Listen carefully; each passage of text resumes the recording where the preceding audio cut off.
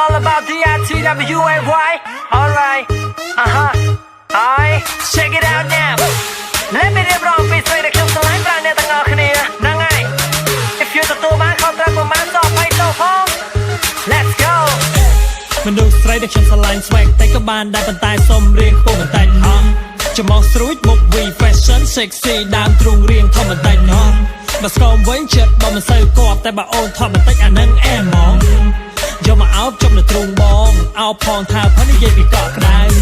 ស្រឡាញ់ស្រីពាក់ពីជើងប៉ាន់តាពេលដែលដើរទៅណាឃើញជើងឡើងស្អាតថ្មីចប៉ះភ្នែកមូក្រឡងសតលាក់មិនសូវត្រង់និយាយពីថា perfect បបោមកស្ទីកបែប sexy I love it baby oh what the from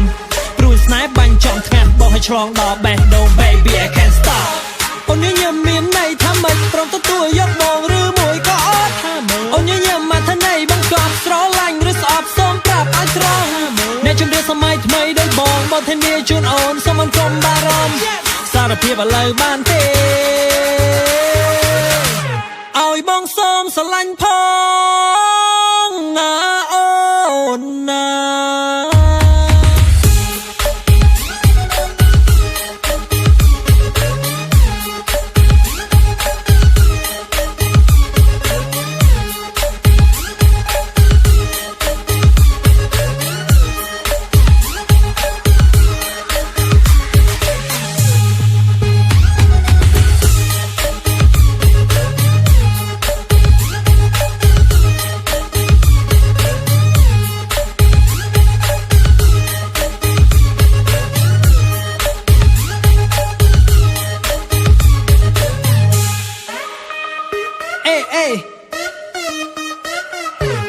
ចាំបងប្រាប់អូនរឿងមួយណា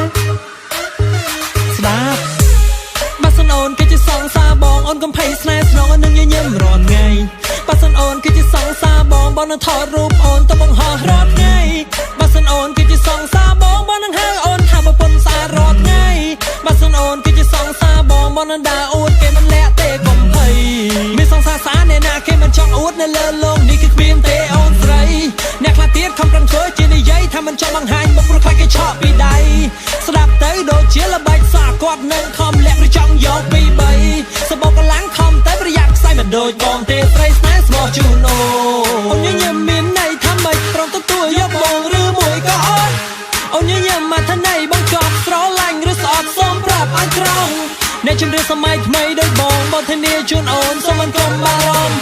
សារភាពឥឡូវបានទេថាម៉េចឲ្យបងសូមស្រឡាញ់ផងណាអូនណា